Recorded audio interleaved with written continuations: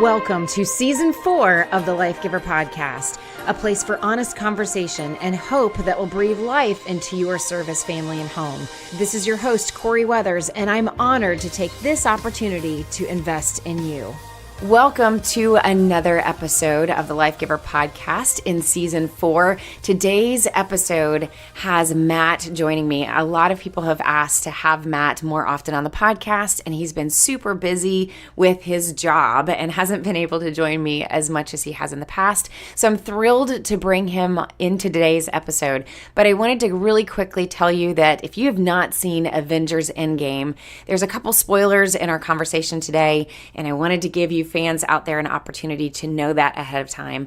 I think you're really going to enjoy my conversation with Matt, my husband, as we talk about parenting from a strengths perspective, marriage from a strengths perspective, especially as it relates to a service-related marriage, and how the personalities and the lifestyle can really bring conflict into your marriage and how you can maybe see your spouse with new eyes.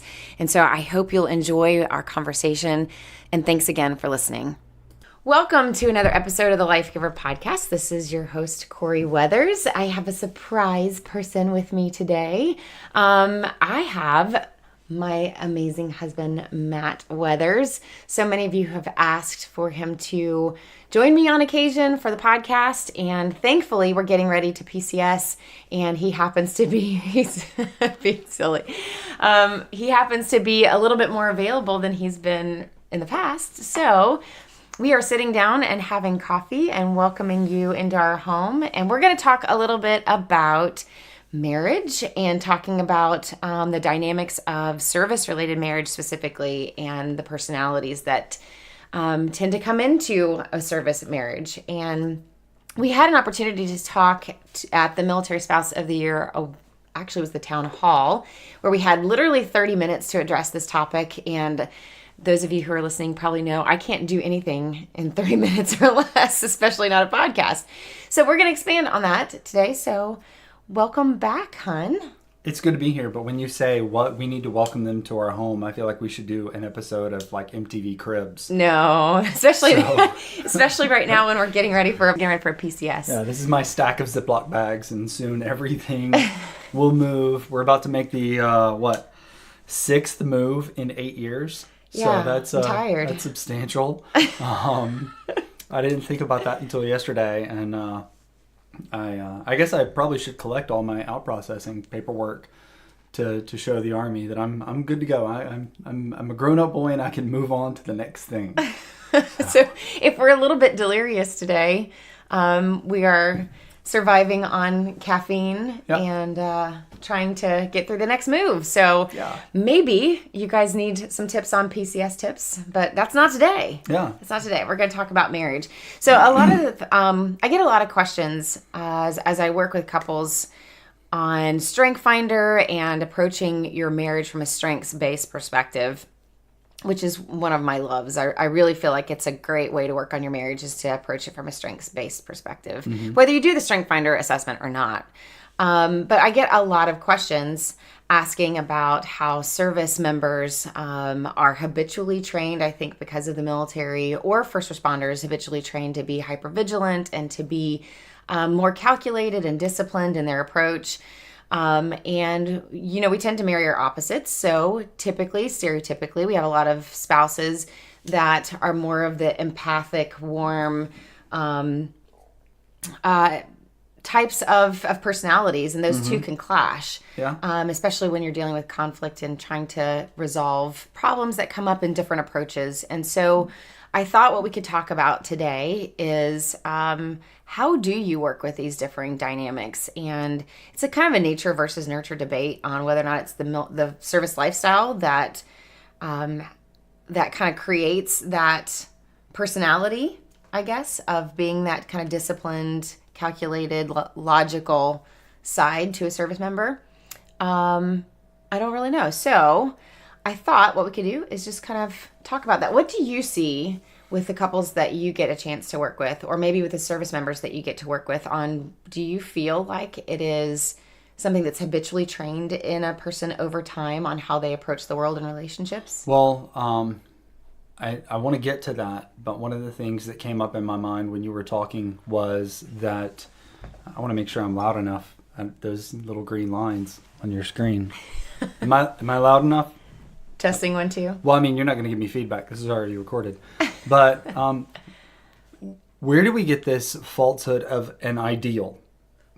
In the sense of what are either one of the people in a relationship supposed to be or reflect? I mean, if we're going to talk about we want them to be more feeling, or we're tired of them being so logical. Why is that? What sets the standard for and I'll talk from a male perspective, from a husband perspective. What sets the standard for whether or not a husband is, empathic enough, feeling enough? I mean, where do we get that, and why do we have that? Why are we falling in love with that rather than there being this, up until, I don't know, the last 30 years, by and large, men took pride in being like a provider, a hunter. They took pride in taking care of things. And I think they're just tend to be made that way. Research supports that. So no, I agree. I kind of wonder, why are we, first and foremost, why is that not the ideal? Yeah, no, I absolutely agree, because I think in marriage, it's very easy for any couple to get to a place where, you date and you tend to be attracted to your opposite because there's something in them that kind of, Jerry Maguire completes them, completes you. And that's great in the beginning. And then you kind of do life together for a little while. And then after a while, those differences start to clash. And then I think a lot of couples get to a place where they're like, okay, now that's bothering me. Mm-hmm. Now what used to be attractive to me and really awesome because it was something that I didn't do or didn't see the world that way. Mm-hmm. Then you get to this place where it's like, okay, now it's annoying. Yeah. And so now I want you to bend and shape to what I want you to be. The question is, why is it annoying? Why does it annoy somebody? Why do you? I would contend that it annoys somebody because it becomes inconvenient and because people have to start working. People love a new job up until, clean up on aisle 5. Yeah. Guess what? Somebody just dropped a jar of pickle juice and all the protein powder, so go have fun. And then they're like, oh man, I went from being a cashier and a people person and doing what I love to do.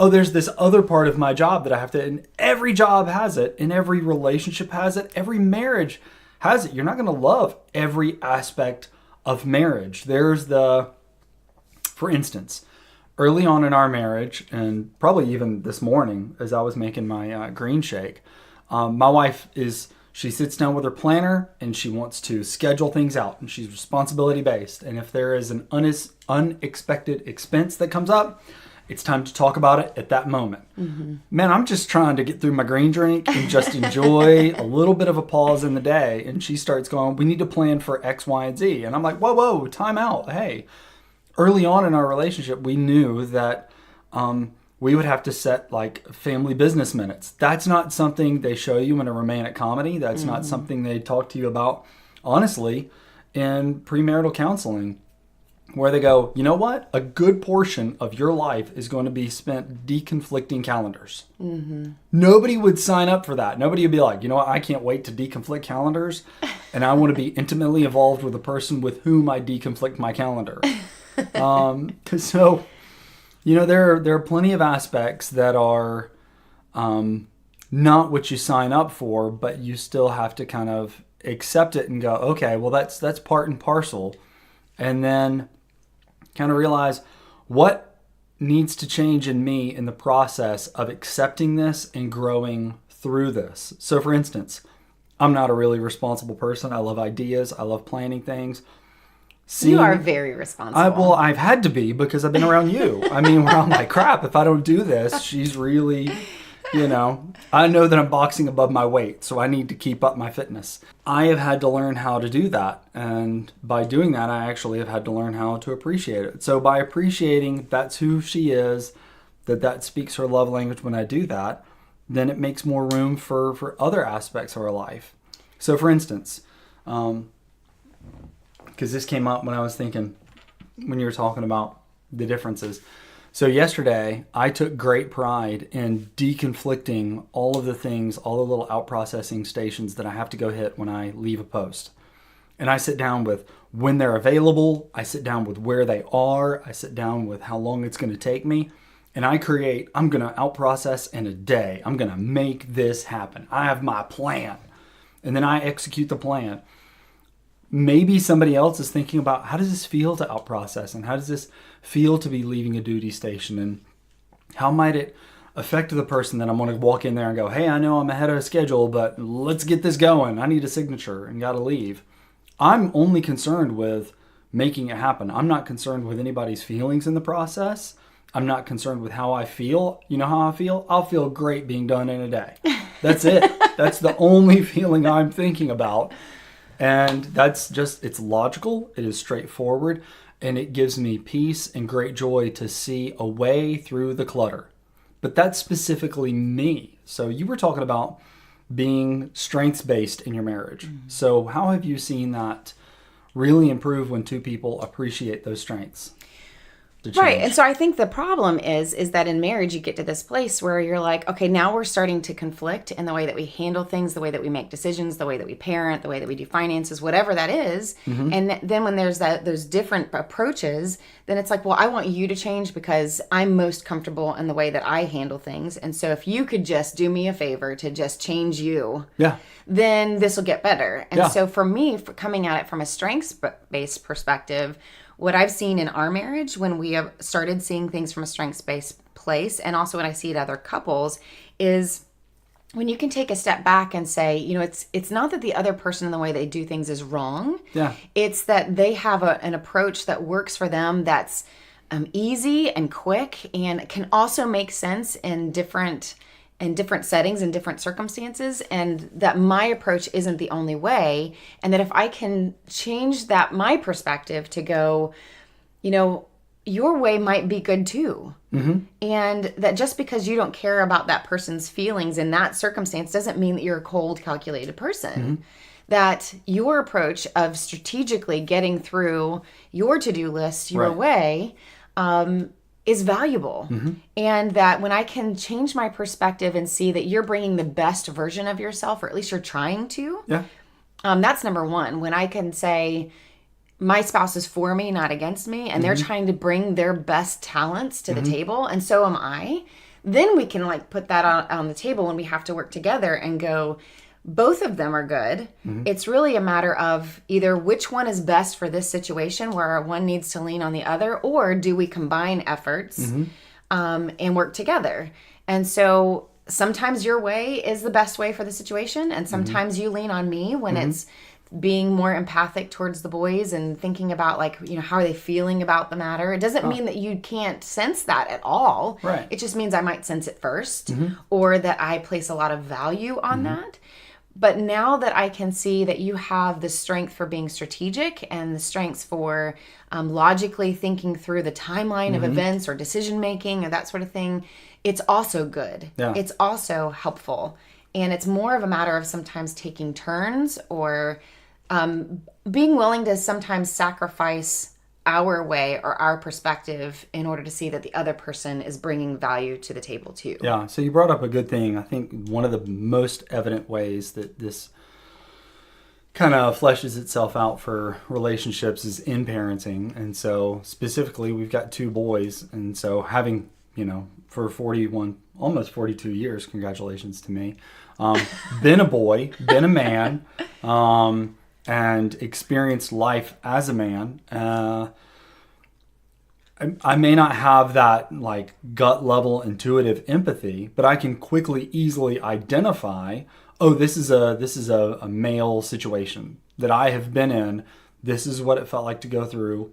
And with some empathy can go in there and go, that you've taught me, can go, hey, this is what I experienced growing up. Is that what's going on with you right now? And for them to go, yeah, that is what's going on. Great. So I lean on both my logical side of looking back and going, that's what's happened, and all the empathy side of that may not mean that's exactly what's going on in this situation, but I at least want to volunteer myself to say, I think this is what's going on. I don't have to feel it immediately, but it's a combination of both And there's plenty of times where, honestly, you are trying to be over empathic with the boys, and I'm like, this is just a thing, and they just gotta push through. And it's not that I'm trying to make them less feeling, less compassionate, less emotional. I'm really trying to make them prepared for the world, which is like, hey, this is a thing. You're gonna have to do this, and it sucks. We all, we don't like it, but your feelings at this point don't matter. And what you'll realize in about 10 years, no one cares about your feelings, whether it's on social media or in the workplace. And that's sad, but that's a fact. And so sometimes it's going, I can I can teach you to be so empathic that it may become a detriment to you.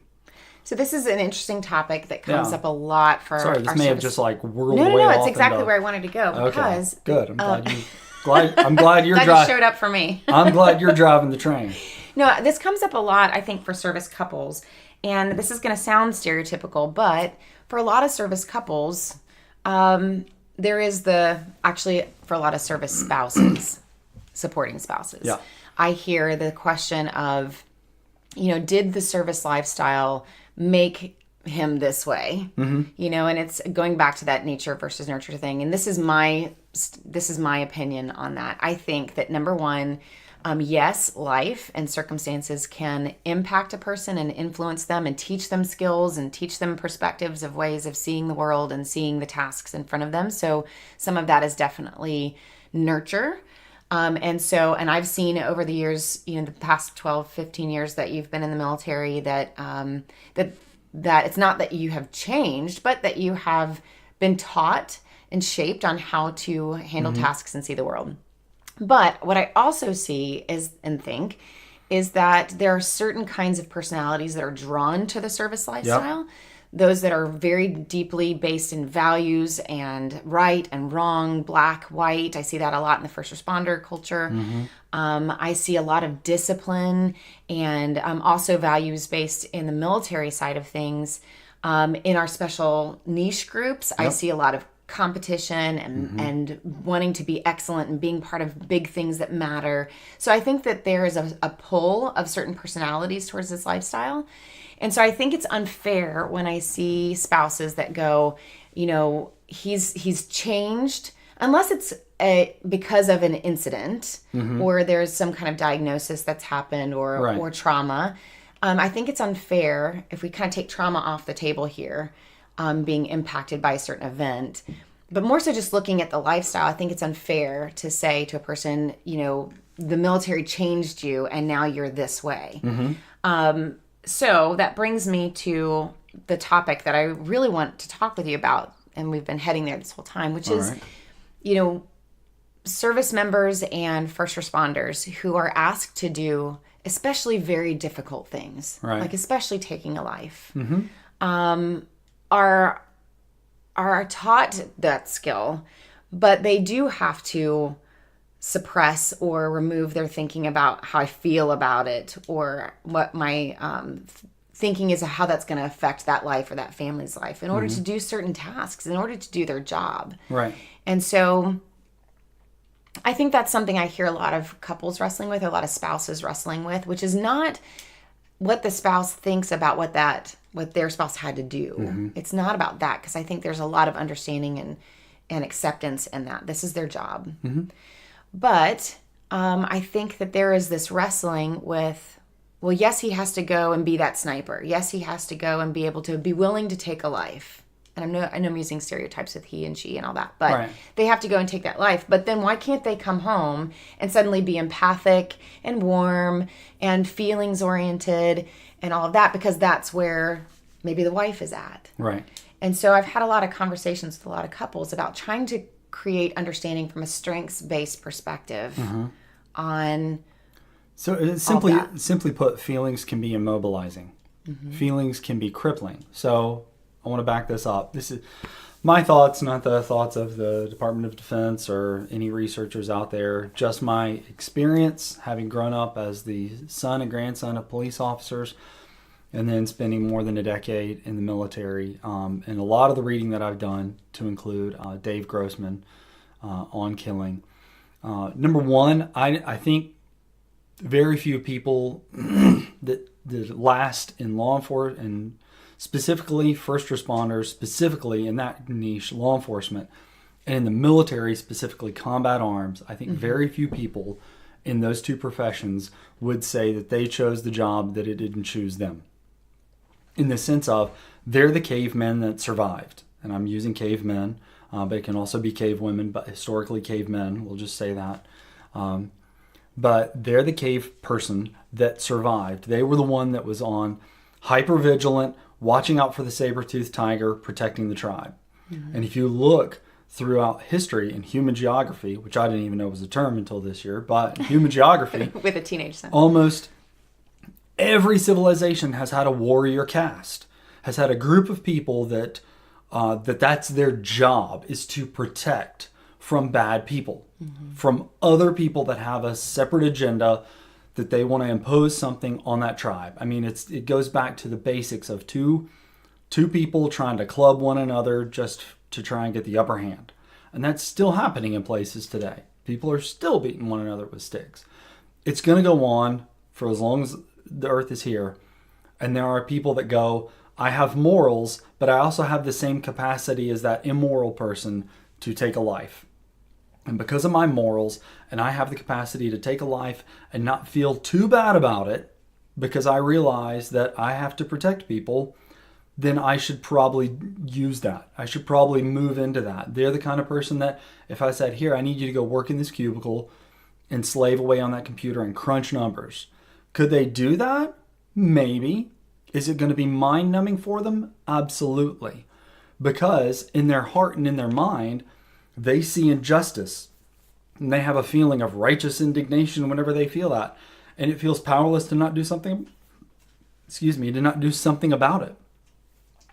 So what they do is really fleshing out who they are. It's an opportunity for them to be involved, to be on mission, to be making an impact in the world and changing things. I remember a conversation that I had with a very close friend from college. Love him to death, but we were talking about Afghanistan and our involvement there. And I said, hey, all we're doing there as combat arms is to try and secure. We are trying to secure and hold so that somebody can come behind us and build. That's our job. But you can't come over here and build if it's not secure and we're not holding this area. That's our job. That's what we see as our mission. And I know, having, my father is a retired police officer, that was his mission. His mission was to make sure everybody obeyed the law and everybody felt safe. And I watched him do that and treat people fairly and equitably the entire time. And I watched how angry he was at people who put themselves above everybody else because they wanted what they wanted when they wanted it. And it was, whether it was a car speeding down the road, and he's not just sitting there trying to catch a bad guy. Every person that speeding motorist passes, is it right that I'm going on? Yeah. Every person that speeding motorist passes is another life that could be ending. Mm-hmm. It's another mom or husband or dad or father or brother or sister or son or daughter. So do you really honestly expect that police officer to stop thinking about his wife at home, or her husband at home, or her wife or his husband, however you want to paint this picture, their kids, their mom, their dad, the school bus, all the people that are just going about their day? Do you honestly just expect them to just set it all aside and try and focus on, I'm just going to try and help this person, realize the error of their ways? Mm-hmm. How many bodies does a cop have to pick up or put back together or cover with multiple white sheets because they're in various forms of disarray before you expect them to not be normal anymore? I mean, what's the number? Mm-hmm. I mean, I tell people, the reason I'm a chaplain, I came home one day and my dad was laying on the bed, and he was the biggest, strongest guy, and still is, that I ever met. And he was laying on the bed and he looked out the window and he said, I just get tired of seeing dead babies. And he had crossed a bridge that day, and there was a box over on the side, and inside was a fetus that somebody didn't want and had discarded. And he would tell me stories, and I was growing up as a teenager, and back then I was like, whoa, that's pretty intense for a teenager. But now I realize it was God allowing his experiences to shape me and what he wanted me to be, the fullness of who I am, to realize the pain that people who stand on the line between good and evil have to endure. I think the biggest problem that we have in all this is that people don't want to acknowledge that there's evil in the world. Mm-hmm. They don't want to acknowledge that humans can be bad to one another. They will sit there all day long and go, look at how bad these people are over there. And then you go, well, can we agree that there's evil in the world? And they'll go, nope. And you're like, wait a minute, what causes somebody to do that? Mm-hmm. And if somebody has to see people do that day in and day out, and day in and day out, over and over and over again, do you expect them to be normal? Because what I can guarantee you is when those police officers come home, when those, operators come home, when the people that have had to be trigger pullers and are in constant contact, when they come home, they hug their family tighter than anybody ever could. Mm-hmm. Okay? They may not be able to talk about it. They may not be able to feel everybody's feelings. They may have a short fuse. Why? Because they just spent, hours on end just trying to stay alive. Mm-hmm. Everybody else's issues are, well, crap, they were out of my favorite peanut butter. And they'll look at you like, did you get some peanut butter? Well, yeah, but I wasn't able. Did you get some peanut? Great, yeah. When they're sitting there going, when somebody's like, yeah, they didn't have my favorite Jell-O, and they're like, well, I'm really sorry. Or they come home and they look at that bowl of red Jell-O and they're like, huh. What I want to tell you right now is what blood looks like when it congeals. Because that's what I was in all day today. Mm-hmm. But I can't tell you that. So I'll just go, thanks. Mm-hmm. Because people that are willing to stand on the line between good and evil do so because they don't want anybody else to see it. And I remember, after the first deployment, second deployment, I don't know, my dad and I were talking, and I realized what it was that he never wanted me to see. And I got it. And we kind of had this moment where we kind of realized, things have changed, the innocence is gone. But in reality, the innocence was a falsehood anyway. It's a falsehood for the therapists that are doing wonderful, wonderful work with victims of, sex trafficking or sexual assault. They've known this forever.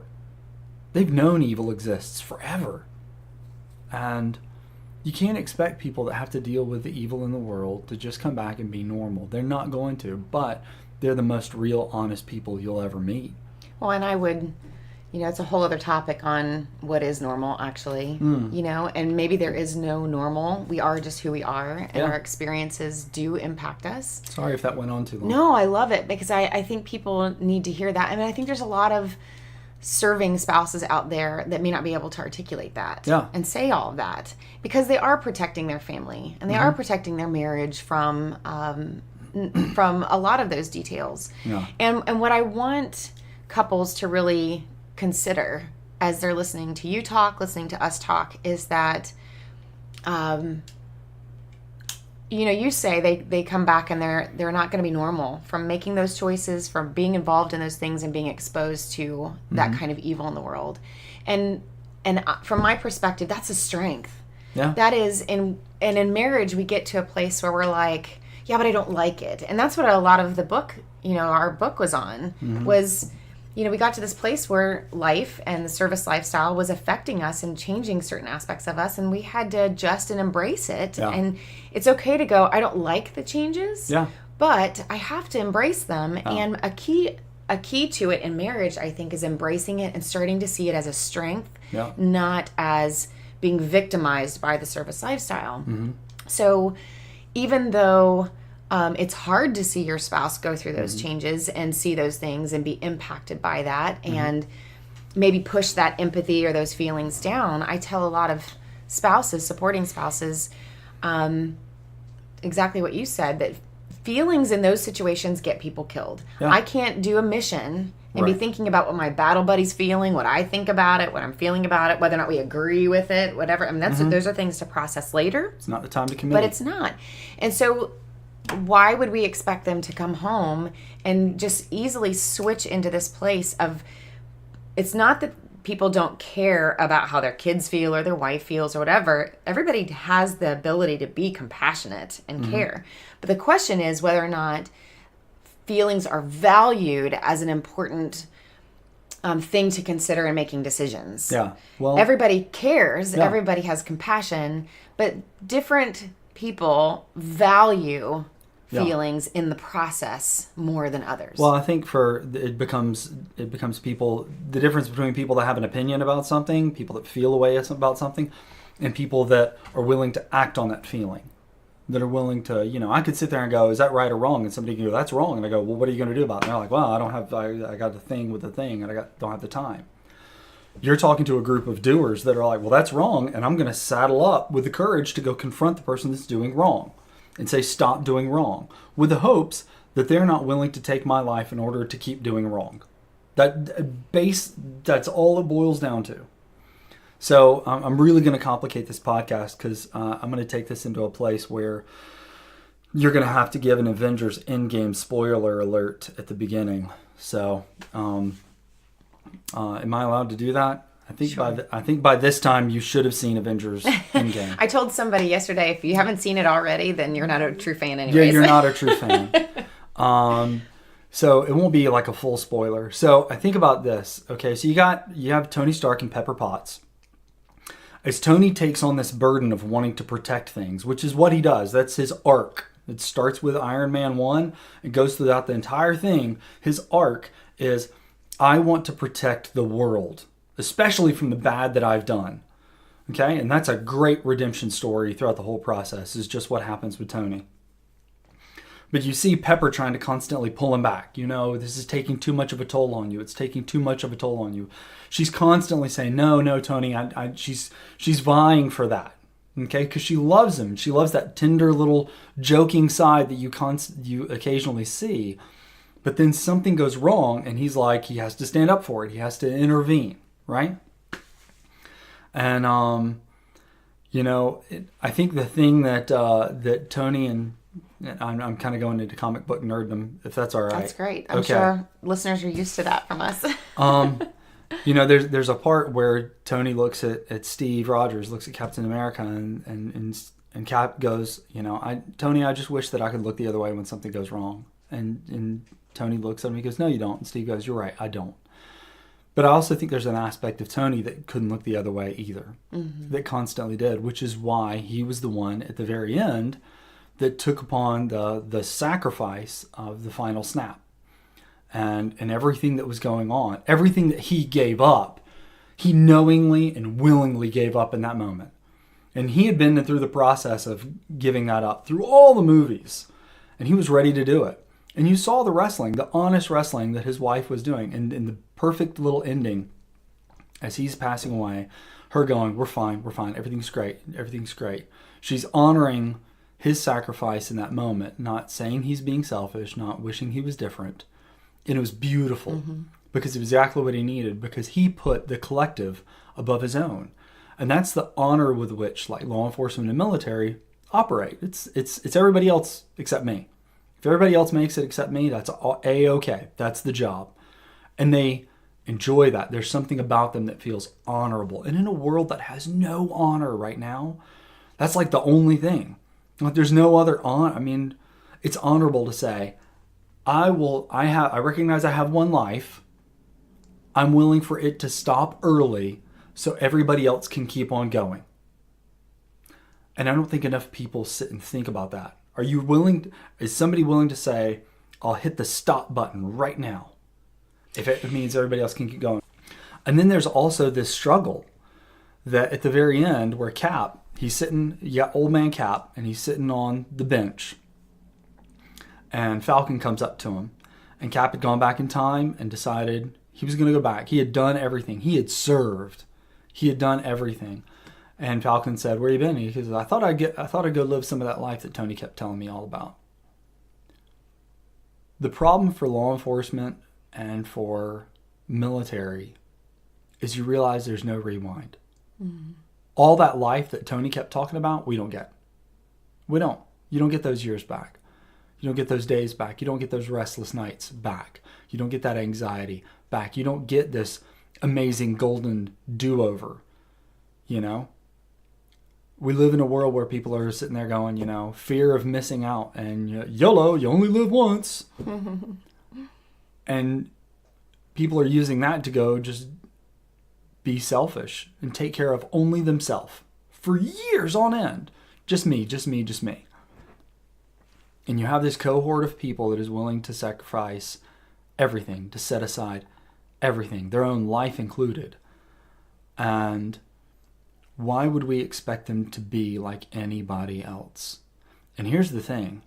Is there anything more empathic than somebody that's willing to say, I'll hit the stop button right now if it means you get to keep going?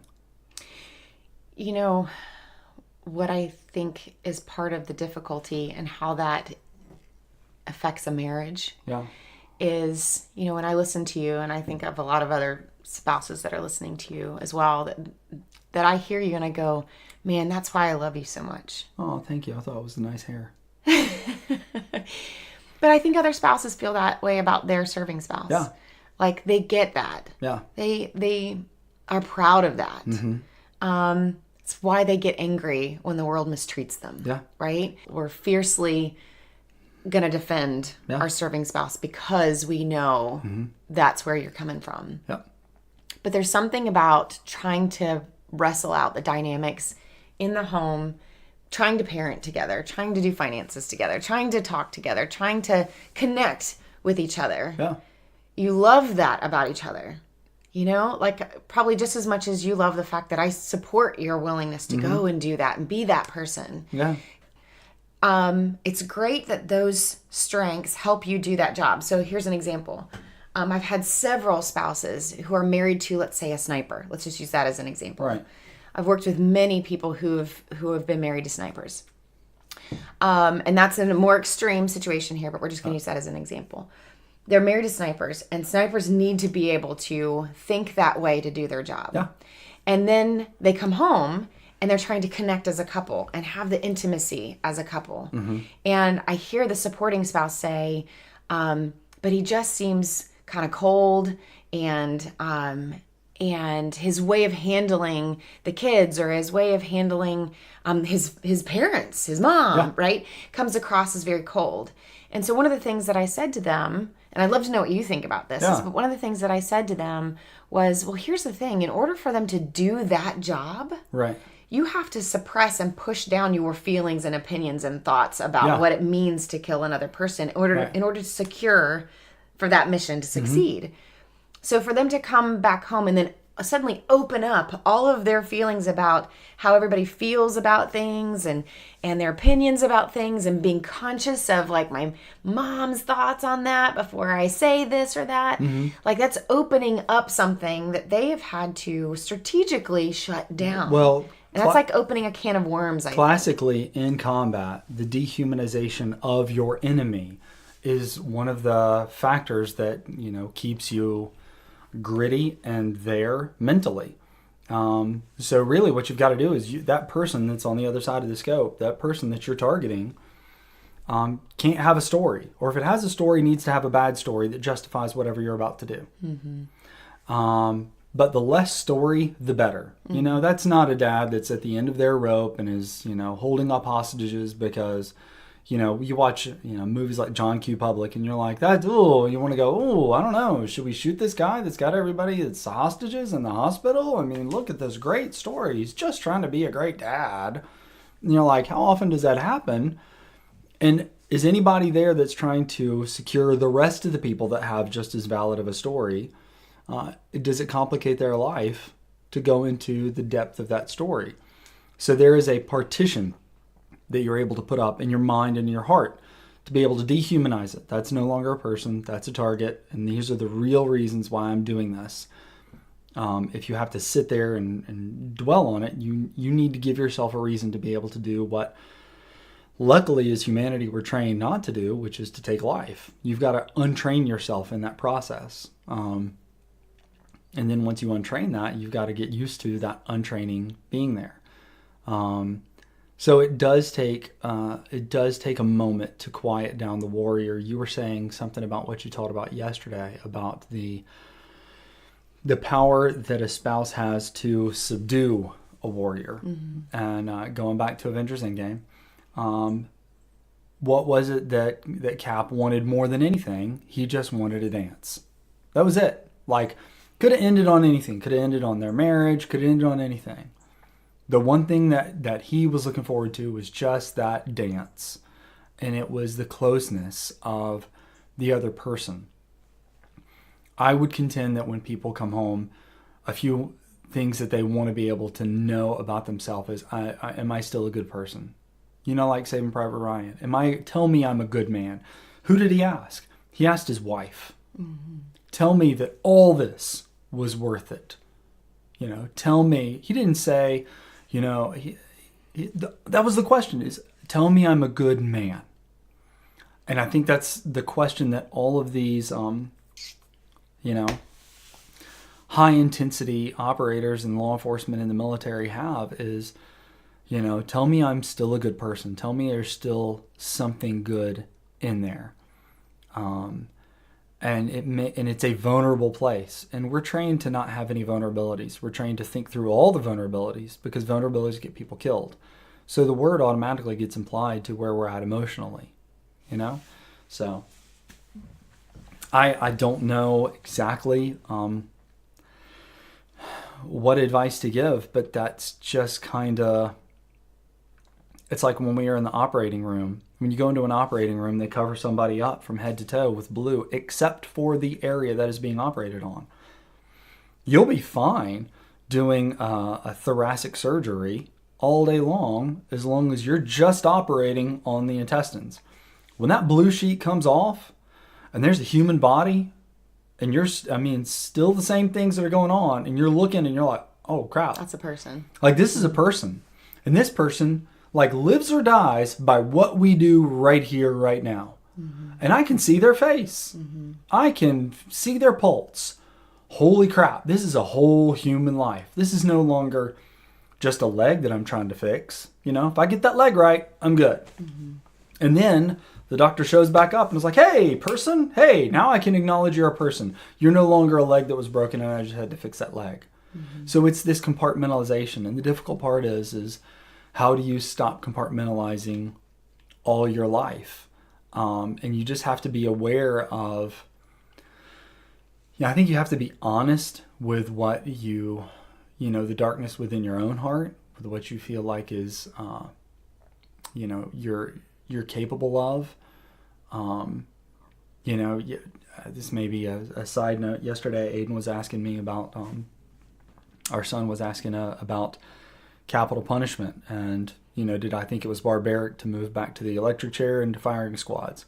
I said, I don't know, Aiden. What do you think should be done if somebody abducted your mom and, you know, tortured her and they cut her up into little pieces? And that sounds rough, but I grew up hearing that. And Aiden goes, oh, I'd shoot him myself. And I said, yeah. I said, it really depends on where a person's at. And I said, in all honesty, if somebody's willing to do that to another human, is there any saving them? And once you've seen that, what do you believe about humans? And how do you feel about that? And how do you bring that home? You know, I was a kid growing up in that. How do you bring that home? You know, and what's supposed to be done with that? But that's just the way life is. There's no like set answer for any of this. You just got to keep wrestling through it. But I think if we get real and honest with every day that we wrestle with it, that it's not necessarily bad. Does that make sense? Absolutely. And I don't know if it's just been a theme, you know, in the last month or two of people that I've been talking with and working with, but I keep coming back to sometimes it's hard to know how to handle things and how to wrestle through it. But if I can look at what the extremes are and stay away from those extremes, and somewhere in the middle where it's messy is somewhere closer to right. Right. And so I think about, you know, from a strengths perspective in your marriage, to be able to go, okay, we are a service family. Yeah. I'm married to a service member who has, you know, such and such job. And knowing that we're going to have a certain set of challenges and we're going to bring stuff home. And I, as a wife and a mom and as a clinician, I'm going to bring stuff into the marriage and the home too.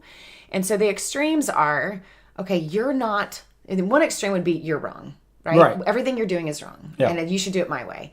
The other extreme is I'm completely wrong and you're completely right. And if I can stay away from those extremes and come to the middle and go, neither one of us is necessarily fully wrong. Neither one of us is necessarily fully right. Mm-hmm. And how do we work together on this and be mindful of each other and graceful with where each other is at and have those better conversations to go, I'm going to choose to believe that my spouse is doing the best that they can do, mm-hmm. bringing the best version of themselves to the table, and be graceful with that. Mm-hmm. So that if you are compartmentalizing and bringing things home, or maybe you are coming across a little colder than I would like for you to come across, mm-hmm. that I can bring that to your attention and kindness and go, hey, what if we handled this a little bit this way, or you lean on me for this, and then I'll lean on you for that. Yeah, and one of the things, depending on the age of the kids, if we're talking about parenting, be open and honest with what's going on. I mean, for crying out loud, there's so much that kids are learning that parents aren't in charge of. Mm-hmm. My best education came from my parents. Growing up, my best education about the world, the state of the world, and the need for people that are good people in the world came from my parents. And that changed everything, so... they get tired of us moving around, so I blame you. It helped me. It helped me drastically. So, what's wrong with saying, hey, mom or dad, had a rough day at work, and you don't have to go into gory detail, but why can't you say, hey, dad had to rescue a couple of people out of a vehicle today, and they didn't make it.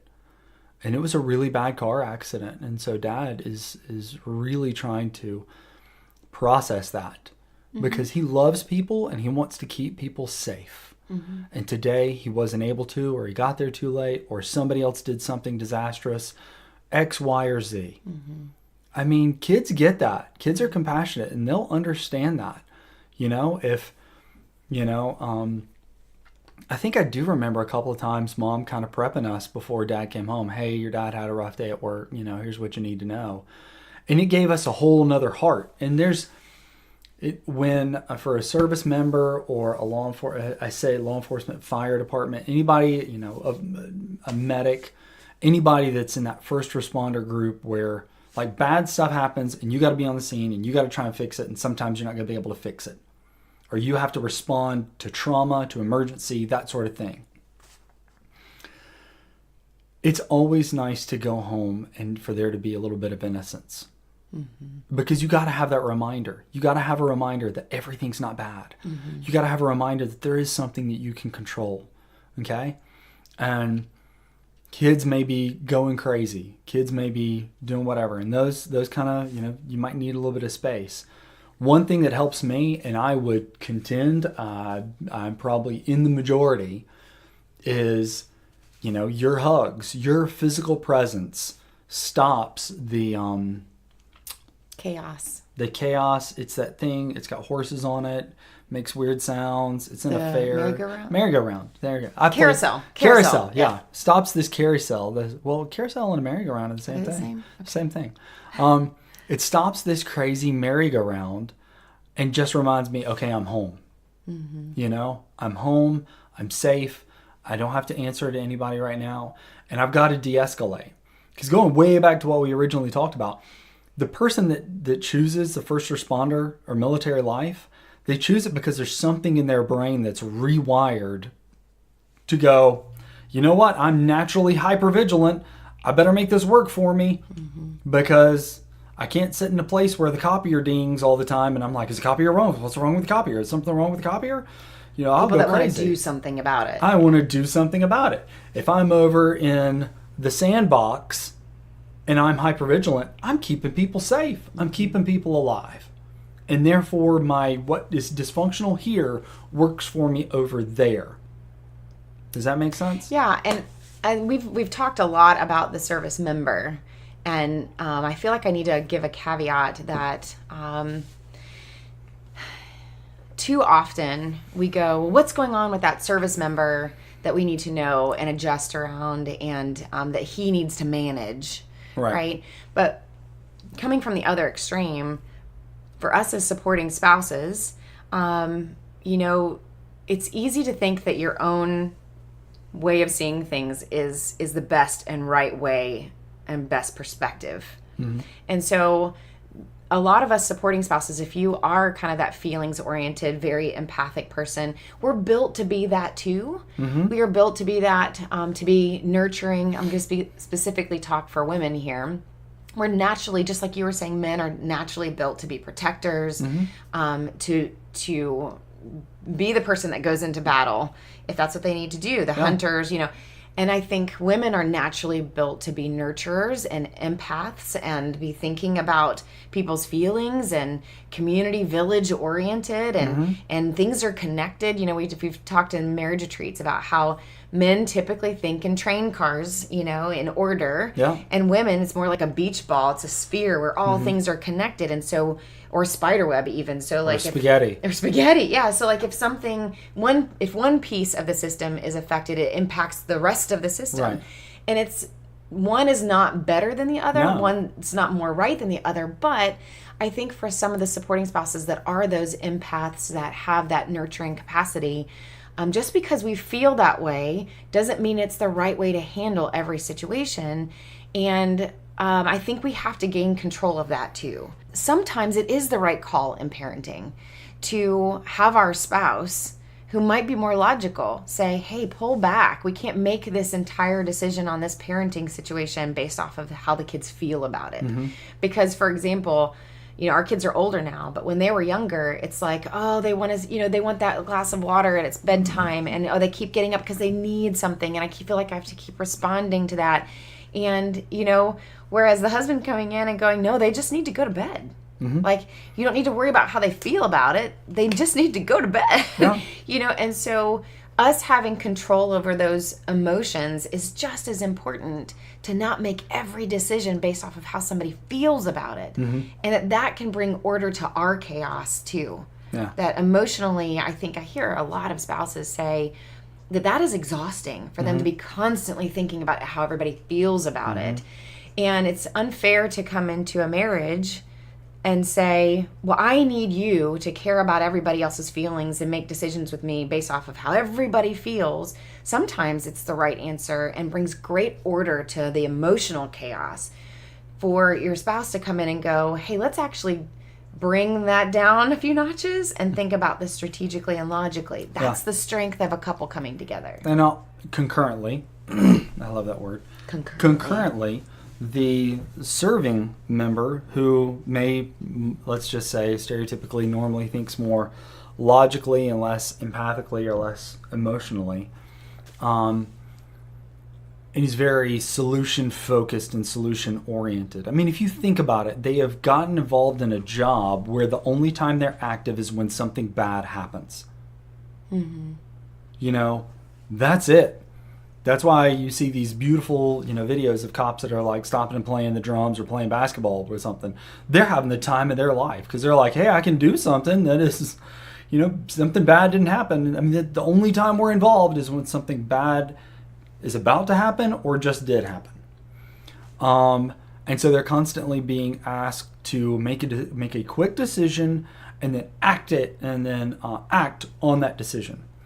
So when, like for instance, when I come home and you've got a lot of stuff going on, I am not in the mode of the empathic husband who's going, oh, well, how did you feel about that? And I've learned how to do that with skill and practice, but not naturally. I'm not sitting there going, wow, that just must really, really feel disempowering to you. And that really feels like, people aren't paying attention to you. And I bet that reminds you of like, the time when you were in school and you were raising your hand and no one would call on you. That's not what I'm thinking. I'm thinking, oh, so they're not answering the email? Well, where do they live? I'll go over there and make sure they answer the email. That's what they do all day long. They're like, problem, solution. Solution done, problem over. I can go on thinking about the next thing. Mm-hmm. And it's not cold or calloused. It's just what they're trained to do. It's what you expect. I mean, you know, for instance, if you go to a grocery store line and you have a cashier that is ridiculously slow scanning that cart full of groceries, but is chat box. In that moment, are you sitting there and go, I'm just so grateful that this person is... Or that I shouldn't say something because it might hurt her feelings. Right? Well, her, him, whatever, where they're just like, beautiful day, and just a happy... For anybody out there that's a grocery store cashier, please continue to be nice. But if they suck at their job, but they are doing something else, you're like, okay, now here's your job. I need you to do your job, and I need you to be trained well enough to do your job that you do it well. We want that for our cashier. We should expect that for our first responders and law enforcement and military, and be graceful when they, can't turn it off. But for the serving spouse, they need to recognize when it's still going. They need to be able to stop themselves. It'd be like the cashier that's watching Price is Right and is guessing all the numbers, and you're like, you're ruining this for the rest of us. Okay, we want to guess we want to guess prices too. You got to be able to turn it off. You've got to be able to look at your spouse and go, look at them and laugh and go, I'm not going to solve your problem. That's on you. Oh, listen, I can't. I literally can't. I am at max capacity for solving problems. And also not compare, not walk home and go, you know what? The fact that, Tina didn't call you back, that really sucks. But guess how many body parts I scraped off the road today? You can't trump other people's experiences, because that's a sacred space. That's a meaningful thing to them. You've got to go, personally, I accepted this in my life, but that doesn't give me the right to just impose it on everybody else, to just trump everybody else, to just say, and I'm not using that in the sense of President Trump. I'm using that as if we were playing spades and I was throwing the highest spade, and that's known as the Trump card. That's all I'm using. Just have to make that caveat. But you can't just beat out somebody else's thing every time you can. Nobody likes that person anyway. Oh, and by the way, all you're doing is just keeping people at arm's length distance, and you're just making yourself more and more isolated from feeling like a human. And I can tell you the only thing that's ever going to heal you through those traumatic events is to have a good breakdown, to cry. I go back to what I saw my dad doing. My dad wasn't just walking around going, I just get tired of seeing dead babies. No, he just wasn't. I've seen my dad be frustrated a lot. But in that moment, I saw a human man who was devastated by what humans can do to one another. And that was the most impactful thing, was to see somebody that allowed themselves to feel. And I knew, I was like, man, I get it. I totally get it. That when the serving member allows themselves to feel the weight of those emotions and opens up so that the people close can see the weight of those emotions, they're carrying so much. And they don't have to carry it alone. There's plenty of people, and I'm not just talking about chaplains and therapists. At some point you have to go, okay, if I believe in a God, did God put this person in my life to help me bear my burdens? And the other person have to go, did God put me in this person's life so that I can bear their burdens? Why did God make me so empathic with a non-empathic person? I don't know. Maybe so you could understand what they're going through, have some sympathy, and reach out. Maybe it's not about making them like you. Maybe it's about using the best of what you have in their life to help them heal and to let them unpack what they're going. Maybe you have to train them on how to feel their emotions and how to unpack them because they haven't been trained. And that goes back to the warrior spouse having the power to subdue and bring peace to and to influence a warrior without trying to change the warrior. So it's this middle ground that's messy, right? Yeah. Like, you have trained so many good things in my life. And I think that there's some things that I have... How to shut cabinets. Yeah. How to close the tops on dressing bottles. So wonderful. You have influenced me a lot. And there's a lot of things that you have changed and grown in over the years too. Don't put the glasses on the dog.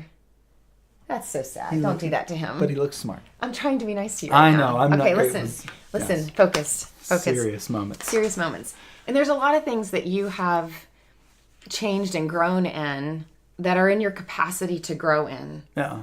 And I think this middle ground that's messy, it's messy. It's like we can ask our spouse to make adjustments. We're not saying that we should just have a complete pass to do whatever we want and act however we want on either side just because we're made that way or just because we have that job or whatever. It's a messier place to be in a spot where we go, I can embrace the fact that this is who you are. I can embrace the fact this is what life has shaped in you. I can ask for certain things that I can ask for growth in certain areas without asking you to be me. Right. And that we can do that together and take turns on things or work together on things or bring our best versions to the table and, kind of like a menu sometimes to go, you bring this side, when we go tackle this topic with our son, you bring this side, I'll bring this side. Right. And we'll do it together. And I'm so thankful for who you are. And I'm thankful for the experiences that you've had. I'm thankful to your dad for how he's handled his service experience and how he has not only had to make some really tough decisions and done some really tough things, but how he's embraced his own emotions over time. Yeah. And maybe that's part of this lesson too, is that time has a way Time of has a unfolding huge things. Yeah, and you get to a point where you ever heard the phrase full of piss and vinegar? No. Okay, well, Is that a Southern thing? I don't know if it's Southern, but people that have heard that before, I bet Texans will understand it too. Young men can be just full of piss and vinegar where they just want to fight everything. They want to fight everybody, and it actually makes them really good at the job because they're ready for a fight at any point in time. And they don't even know why they are. It's just something's in their body, probably too much testosterone, you name it. And they gravitate towards things. But as you get older, you kind of realize you're like, yeah, I got into that fight once, and well, I may have won or I may have walked out and it was a tie, but I'm not going to do that anymore. I'm a little bit wiser. I'm a little bit older. What is it? It's a phrase of too late wise, something like that. If I'd have known then what I know now, I wouldn't have done it. But you don't know it until you go through it and you make those mistakes. And the best we can do is really begin a mentoring process with these young first responders and military that are full of piss and vinegar. That you got to go, hey, I know you want to get after it. I appreciate that. But you got to understand, here's the long-term things that you need to be taken into account, not just physically, but emotionally and spiritually, of what you can and can't do. And so, yeah, I do think I know there's an age factor. And the hard part is there's this time period where you're like, crap, like I'm getting old. And I'm now learning stuff that I wish I'd have known and not wasted time on arguments, isolation, chasing after things that didn't matter, chasing after things that weren't lasting. And some people don't ever figure that out. Some people don't ever really understand what really honestly matters and what they need in life and what loves them back. And so the hard part is that balancing act. And I contend that people, this is just me, I contend that people that are more rooted in the eternal truth of God, they get to that realization a lot sooner because they accept their own mortality and their own limitations a whole lot faster than people that think that they are God themselves. And because as soon as you realize that, and everybody realizes it one way or another, as soon as you realize that, you have to you have to close shop and take an immediate inventory of what you're doing in life, why you've been doing it, and whether or not you've done it for the right reasons. So my encouragement is if you haven't taken that inventory, for real, you need to take that inventory. Thank you for joining me. You're welcome. It's not very often that we have a slow-paced morning, or maybe we're just taking a long time to wake up. I gotta go. But I always like having these chats with you. This is sometimes a typical Saturday morning for us. Coffee talk with Linda Richmond. It's It's true. I'm not trying to copy that right. Please, Mike Myers, don't sue me. I was always a fan I don't of think Linda. I'm on that level anyways. I was always a fan of Linda Richmond. I don't think he's listening to this podcast. Yeah, well, if he does, I got to tell you, Linda Richmond changed my life. Changed my life. Thank you for sitting down with me, and thank you for being a good man, and thank you for being a good man to our boys, and for allowing me. It is kind of allowing me for seeing this as a team effort. Have a good day today. You have a good day, and you out there in Radio Land, have a great day too. Thanks for listening to the Life Giver podcast. If you're enjoying these conversations as being free of advertising or sponsorship, please help me by spreading the word to other military and first responder families that might benefit from the show. If you'd like to find out more about me or Life Giver, you can find more information at www.corieweathers.com or life-giver.org.